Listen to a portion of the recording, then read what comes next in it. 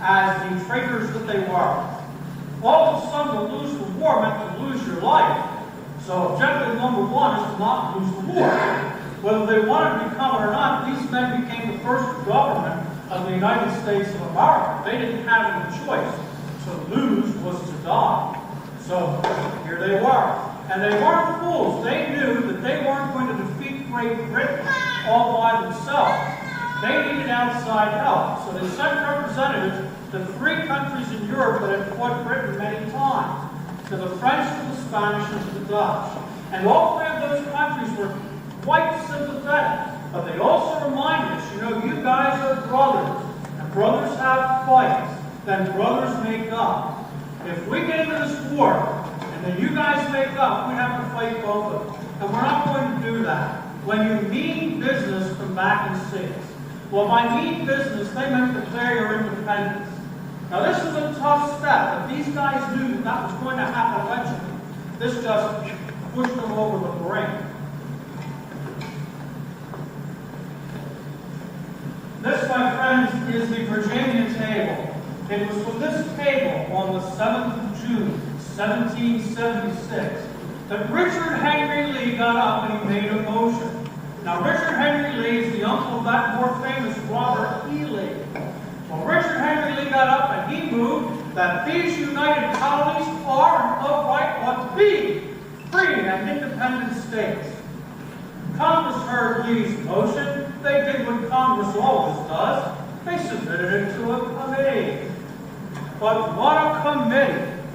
John Adams of Massachusetts, Roger Sherman from Connecticut, Robert Livingston of New York, Dr. Benjamin Franklin, who always sat here, this being the Pennsylvania table, and a tall, sandy-haired lawyer from Virginia named Thomas Jefferson.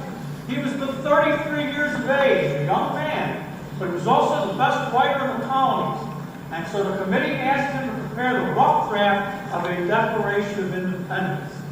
Well, for 17 days in June, Jefferson wrote, gave the committee his rough draft. They made a few changes.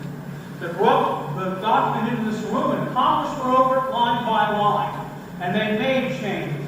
Reason? They were putting their heads in the noose by signing this thing that ought to say exactly what they wanted. Well, on the 4th of July, 1776, right here in this room, Thomas Jefferson's Declaration of Independence was approved and sent to the printers. 220 copies were rushed up and down the coast to all the colonies to be read to all the people. Now, that wonderful handwritten copy, the one that looks like this, now there were 220 of the printed ones. There was only one of these. All right? The original is down at the National Archives in Washington, D.C. This came from our gift shop. You'll have to do. This was signed on that very spot on the 2nd of August, 1776. Okay?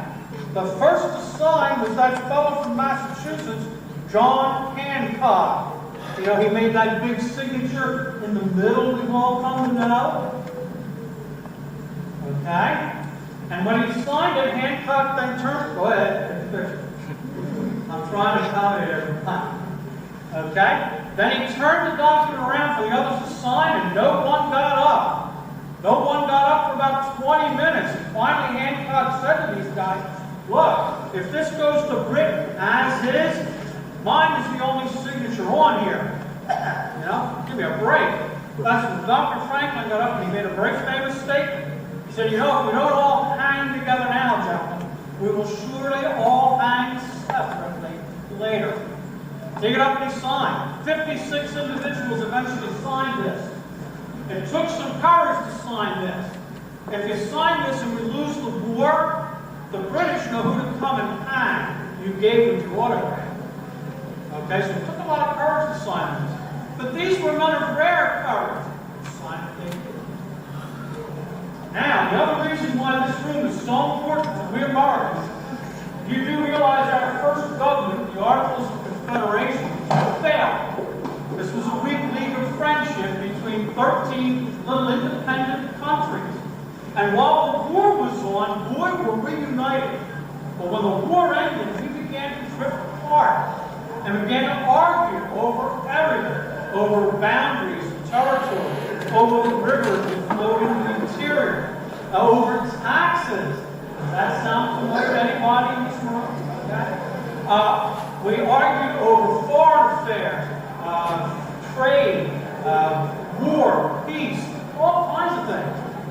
Finally, those two gentlemen I told you about in the East Wing, James Madison and Alexander Hamilton, called for a meeting in this very room to strengthen the Articles of Confederation of Government.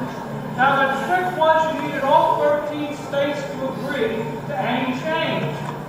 Anyone here from the great state of Rhode Island? See, Rhode Island still has a representative. Rhode Island refused to participate. The 12 states that sent delegates understood they were going to have to scrap the old government and start anew. Now, they weren't sent here to do that, so some of them left. Those that remained met in secret. They met in secret, and they kept the secret.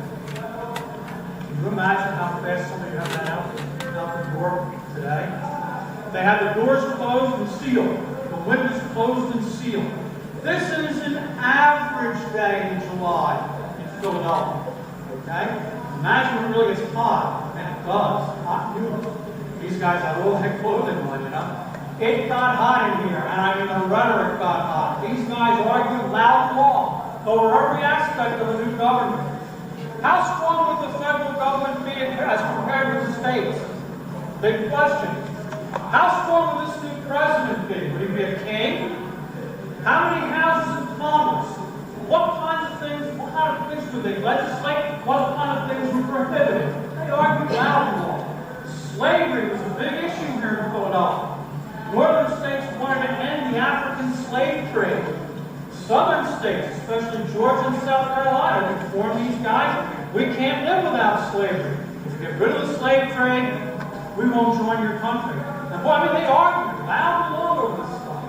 Many times it looked like they leave and there'd be no new government.